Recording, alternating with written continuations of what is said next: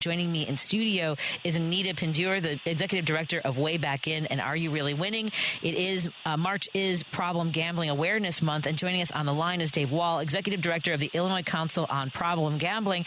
Hi, Anita. Hi, Dave. How are you guys doing? Hi, Patty. Hello. Hey, Dave. Hi, Patty. Hello. I hear you're driving up from Peoria, my friend. I'll be driving up on Thursday. We have a conference at Rush University on Friday. So you have a conference coming up, and I know you've got. So is this a symposium that we received information about? Because I know that when you get together and collaborate with folks and share more ideas, I'm excited to know that you're all gearing up for this. We're definitely excited. So we put on we try to do 6 live conferences every year in addition to a lot of live virtual online conferences. But this conference, this is our third year for the conference. It's the third annual Rush Problem Gambling Symposium. It's this Friday. It's going to be a great conference. We have, I would say, world-class speakers at the conference. It's aimed at physicians, psychologists, counselors. We always try to hold it in March in conjunction with Problem Gambling Awareness Month. And Anita and I have talked about, the personal aspects of this. I've shared with Anita and our listeners my experiences. My father was a heavy gambler. Started out as sort of, a social gambler. I would say poker games and going to the racetrack. And it came to the point where he had to claim bankruptcy, was taking out credit cards in my name, my mom's name, without letting us know. But one of the things that I apologize, Anita, about what the cost for those who are like, how big of a deal is it? Tell us, either Anita or Dave, what the cost is of problem gambling. So I can jump in, right? If you need like a number, right? Estimates, Right, estimates. So we can start with something like the NCAA that's going on in 2024. It was $2.72 billion that were wagered on the NCAA throughout, like the month long of the conference. So we do know the majority of that was not won back, right? Like nobody made $2 billion. So majority of that gets lost. So if we are looking at numbers, that's, those are pretty staggering numbers. Illinois itself reports about $1 billion in sports betting. Again, most of that is not claimed in wins. And when we look at tax returns of persons who claim to be professional gamblers, they usually are reporting a loss at the end of the year. And that includes not just the money that's lost in the gambling, but Dave, there's also the other aspects of it, right? Tell us a little bit about the side effects that we can also put a dollar amount on. Well, so it is a dollar amount. So gambling is I don't know if Anita has covered this before, but gambling is it's a hidden addiction because you can look at, you're walking down the street, you can't look at somebody and say, this person has a problem gambling. And a lot of times nobody really finds out about it until it's too late, until they're bankrupt or they've lost everything. One of our conferences we found a researcher disclosed that sometimes it takes 10 years for a person to admit that they have a problem or that they're in trouble. And like I said, usually by the time they admit there's a problem, it's too late. They're not going to say, I've lost half my life savings. They're not going to talk about it until they file bankruptcy. They've lost the college fund, the retirement fund. And it's, I think that's why, gambling, of all the addictions, gambling has the highest rate of suicide because by the time you actually get to the point where you need help, you feel hopeless. And I think we saw this recently where there was a young person who, to your point, people can cause physical harm to themselves, whether it's increasing other addictions or wanting to hurt themselves, right? It is very prevalent. We do know that the rates of suicide and suicide attempts are at least 20 times higher than that of any other mental health disorder with gambling use disorder. So we do want to, that's why we want to screen. That's why we want to ask the questions. And that's why we want to be there for the person saying, like, it's not that you're necessarily just in trouble, right? Let's help you through this. Let's walk through this together versus like, well, you're just a degenerate gambler and you're a terrible, terrible person, because that's not what it is, right? People are ill and people need help. And that's a big part of it, Dave, when you say is, when you recognize that in somebody else. And look, I try not to judge even the people that, don't want to have anything to do with their family members or are so angry. They're so because it has caused them physical and emotional harm problem too. Yeah. If you can find that space, Dave, what are the ways we can help those in our lives who are struggling with a gambling addiction? I think, first of all, I am fairly new to the problem gambling field. I've been with Illinois Council on Problem Gambling for just over 2 years, and it's been very eye-opening with what's gambling. We know about the other addictions, but gambling is it's just part of our society. You maybe play poker with your dad when you're 3. You get scratch offs when you're 5 for a Christmas present, and gambling is such a part of our society that you don't think, gambling can be an addiction. But it really can, and Anita can go into much more detail on this. But gambling addiction has some of the same physiological effects on the brain as the other substance use disorders. And it's not just a matter of willpower. People will say, "Oh, if you have a gambling addiction, just walk away from the slot machine." But that's not how you deal with it. You have to. You have to, first of all, recognize it's a problem, show some empathy, and, as you said, don't judge them. Don't look down on them and say, "Oh, you're just a degenerate gambler." You have to listen to them. And really, I think the big step is to get professional help. And the sooner you do it, the better. And Anita, one of the things that I've learned, even in the last few years for different issues, is how powerful the brain is. And once you have momentum of thinking about what you have to be doing, it's very powerful. Tell us a little about some of the signs of somebody who is kind of struggling with this. Yeah. So what we see often is that preoccupation, right? Sometimes we would call it obsession almost, right? Where you can't stop thinking about it, and you really are thinking about your next win, and you are convinced that your next win will be the big win. I was working with a person once whose main addiction was scratch-off tickets, and a lot of it was trauma-based. He experienced the death of his son, and he started kind of with these scratch-off tickets, and he would do this for hours at a time. He would really get lost in it. We call them brownouts because they're kind of like blackouts, but you just sort of lose track of time. And he reported losing about $250,000 in these scratch-off tickets. He wasn't financially, he was in a place financially where he could afford it, so it wasn't something where anybody noticed for many years. But what his family started noticing is the lack of time. It's just his disappearing, his just not being present, and that's what we often see as some of the symptoms, right? You will be at a family dinner, but you're not present. You're really not there. All he was thinking was that next scratch-off ticket. And I was asking him, what would actually make you stop? What's the whole entire goal here? And he was like, well, once I get $1 million one, right? And I'm like, well, you're a quarter of the way there already with everything you spend. And so it's not the money. Wow. A lot of times we think with gambling, it's the money, right? And if it's a big win, we'll walk away. And yet we know so many people who win and do not walk away.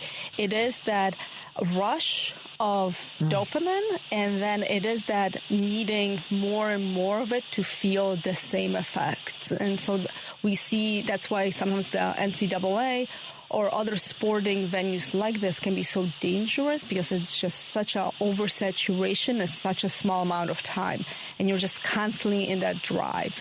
And then what we see later is the anxiety and the depression, right? We feel depressed because either wins or losses, and then that anxious moment of when is going to be my next game, or when is that next gamble, or when is that next win.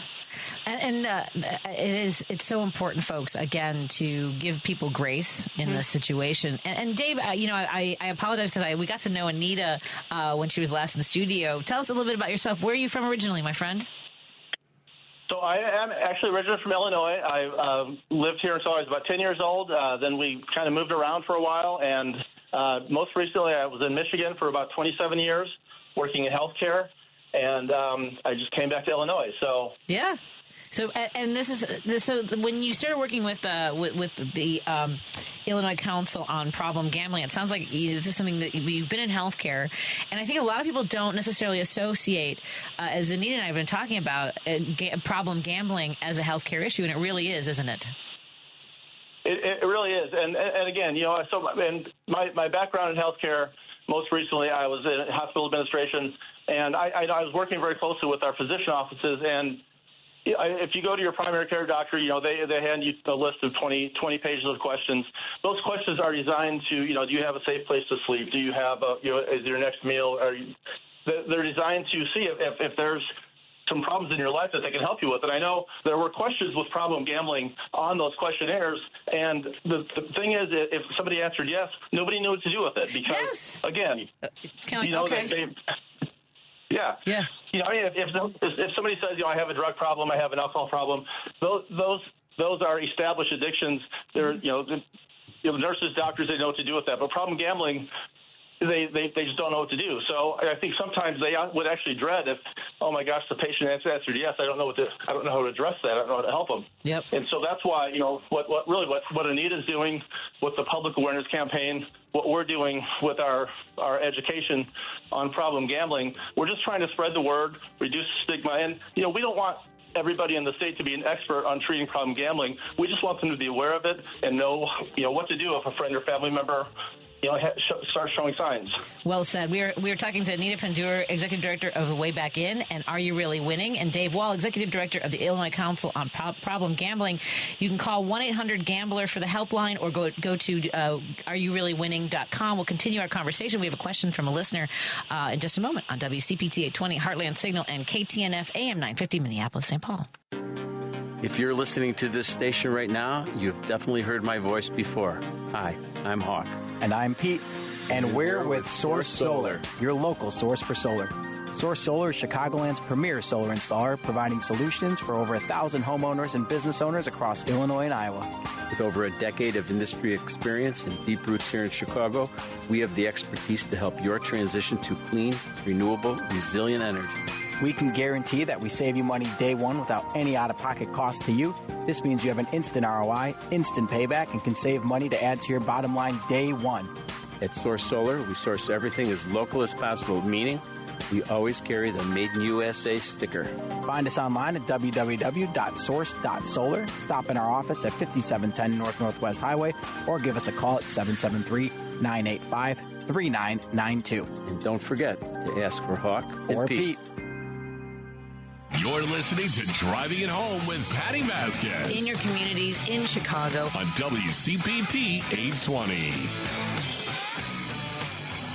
March is Problem Gambling Awareness Month, and we are proud to welcome our sponsors of Driving It Home. Are You Really Winning? Joining me in studio is Anita Pandur, Executive Director of Way Back In, and Are You Really Winning? And on the line with us is Dave Wall, Executive Director of the Illinois Council on Problem Gambling.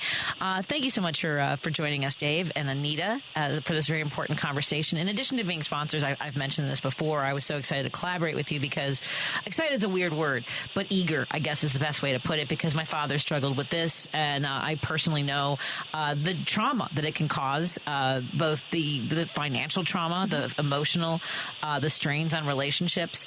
And so a listener asks, what advice do you have for someone? Because I was in my 20s, I was very young, and my dad had been gambling. Like it happened. It almost happened slowly but fast, if that makes any sense. Like it felt all of a sudden. It does, yeah. Yeah, it was wild. So the listener asks, what advice do you have for someone who is in denial? How do you help them, especially if they are hurting you emotionally and financially at the same time? That is a really good question, and that's probably can get very complicated, right? There's no one answer. So we talk about being there for that person, and sometimes being there doesn't mean I actually have to physically or emotionally or financially be there for them. One of the first suggestions we do is if you are in any way financially sharing anything, that those become separated, right? Finances should be separated for your safety. That's why I do it. I did subconsciously. I've always had my own. Yes, go ahead. Sorry. Yeah. You should be protected because, finances get really complicated and then sometimes it leads to other issues. So we do recommend separating some finances. We do recommend that you can also get some help for yourself, and just like treatment is available to those with a gambling use disorder, part of that treatment is also available to persons with family or loved ones or kind of those collaborative persons in their lives. And they also can call 1-800-GAMBLER or go to areyourreallywinning.com. I will do a plug for ICPG. I feel like as a board member I should, but Dave mentioned the trainings that are going on. So the one coming up on Friday is perhaps a little bit more on that professional driven, but we have community ones that are really more for persons within the community, and sometimes people want to learn more or take the whole entire, and Dave, you can interrupt me and tell me no, but you can take the whole entire 30-hour training, or you can do some of the webinars that are on the website, just because the more you know, the more empowered you are. And then suggesting that the person themselves gets help. So if that's, giving them a brochure, if that's linking them to the website and having them do the screener, and kind of saying, I need you to get help before whatever part of our relationship. And yeah, we want to be there for people, but sometimes being there is not always physical. Sometimes we do need to put in boundaries and space. Yeah, I agree. Dave, if you want to chime in with some thoughts on this as well, with helping a family member and being a part of the trainings or intervention. Yeah, so a lot of the trainings we do, we have people in recovery who talk about their journey, about when they were having the problem and how they got help, how they got support. What Anita mentioned about splitting the finances. Almost everyone who is in recovery who does training on our platform, they talk about how about my mom, my grandfather, my brother, they gave me money to get me out of debt, and that actually seems to make and Anita can correct me if I'm wrong, but they say that actually seems to make it worse because they're not addressing the problem. They're actually enabling them to, the problem's gone, so now I can go win that money back. And they're always chasing that loss. And so, yeah, Dave is correct, right? Let's say I can help you pay for treatment, but I can't just give you the money. Right. I will participate in your recovery. Mm-hmm. Right. In the ways you feel comfortable. This is the thing, is that you can, if I may, you have people who, like, when you are participating in public events, are very dismissive and almost angry about saying that gambling can be a problem. Yes. Sometimes when we are at events and we have our table up and we have some giveaways and we have the screener and we have some brochures, and people will come up really excited and they're like, "Oh, can I have a water bottle?" I'm like, "Yes, just take the screener." And then they're like, "Well, I don't have a gambling problem," and they throw the water bottle back at me, and I'm like, you can keep the water bottle. It's just like, save the environment. It's just a water bottle. But that seems like someone who's having other arguments. Right. I was at one of the Loyola versus Dayton, Ohio games, and people were very angry, mainly the Ohioans, and that they couldn't actually gamble in the game because you can't gamble in college sports in Illinois that are taking place in Illinois. And they're like, "Well, you can't even gamble. I don't even know why you're here." I'm like, for awareness, for promotion, you probably do need this brochure. Maybe take the number. So, it's sometimes people get very angry, and I understand, but sometimes maybe it's just too close to home, right? Right. I mean, the defensiveness, it's an argument you're already having in your head or with other people when you're coming at sweet Anita with rage, right, Dave? I mean, come on now. Anita has moments, but hey, so do I. But you catch me on a good day and you throw something at me, we're gonna have words. I'm not as forgiving as Anita might be. But right, Dave. I mean, that seems like there, as somebody, as you mentioned earlier, when you have a checklist of health issues, I would imagine, to your point about not only is there not some sort of support once they do say yes, I would imagine just like the drinking and the drugs, people also lie. They're not be like, "Well, I'm not going to tell you what I do with my money." Right? Yeah, especially when it's money, right? So when we ask people about gambling, they might be a little bit more open about it because it's so socially acceptable, and we don't want to dismiss that either, right? Like, we do know it's a very socially acceptable and very accessible form, so everybody kind of participates, and we do know that a lot of people can, and they can gamble just for fun, and they can gamble responsibly, but we also don't want to be dismissive to those who might need help. Or if you are the person who doesn't have a problem, you don't want to be the instigator, the bully who's kind of, pushing somebody else, right? If you do go out with people and they're like, "Well, I'm out, I've spent everything I have," don't encourage them to spend more. Don't encourage them to stay longer, because they might be setting limits, because they might need to gamble responsibly. Yeah, let everybody go at their own pace. Dave, I was talking to Anita during the break about how, in this neighborhood, and a lot of communities, the church groups have the Queen of Hearts and, rolling up the money. And look, I want to go. It's exciting. But, I am somebody who will just drop like $5, and if I lose, I'm like, okay, I'm done. But everyone's different, right, Dave? Absolutely. And that's, that's the thing. It's so ingrained in the community that, again, people don't see it as potentially harmful. We've talked about, you don't give your 8-year-old a shot of whiskey for Christmas, but you're going to give them lottery tickets. You're going to play bingo. And it's just part of society. So how could it be harmful? If I've been doing it, I did it in church. I've been doing it, with my family every Christmas or, every birthday for years and years. So, and like you said, it's with problem gambling. Some people, they want abstinence. They have to walk away. They can't do it. Other people, like Anita said, can gamble responsibly. They've learned, or through treatment, they learned, I'm going to set a $50 limit. When I spend that I have to quit. But, as with any other addiction, if they break that limit, if they keep going, then it can easily spiral out of control. Well, I really appreciate these conversations, and I'm honored to be able to work with you on this. And thank you for being a sponsor of the show. Dave, do you want folks to know it's IllinoisProblemGambling.org, correct? For IllinoisProblemGambling.org, or it's actually ICPG.org. Okay, great. On our website, we have, like I said, we have roughly 25 live virtual conferences every year. We have probably another 25 or 50 recorded virtuals on a variety of topics. We talk about youth gambling. We talk about suicide and problem gambling. We talk about gambling in the legal system. We have trainings on different multicultural groups, Black, African American, Asian American, and we try to have a variety of topics, to fit everybody's need, everybody's interest. Excellent. And you don't have to be a doctor. You don't have to be a counselor. If you go to our site, all the training on the website is free, and I guarantee people will learn something. They might not take away all of the content from the training, but they're going to learn something. Outstanding. And any other thoughts that you want to share before we go, Anita? I think we want to share that we did put out some brackets on the areyoureallywinning.com website. So if you want ones that have some responsible do's and don'ts on responsible gambling, just maybe sometimes to, maybe look at it, or maybe you want to share it with someone who might, you might consider that they might be having a problem. Those are always good, and other tips in responsible forms of gambling. Always a great conversation with you guys from way back in. Again, it's areyoureallywinning.com. Go to the website and learn more information. Take a screening. You have a screen there. You can answer some questions. It's also 1-800-GAMBLER. Dave, pleasure to meet you. Safe travels to Peoria, or from Peoria, or whatever it's going to. Just safe travels. I hope the weather is cooperative. And thank you, Anita. We'll see you again soon. Thank you. See you soon.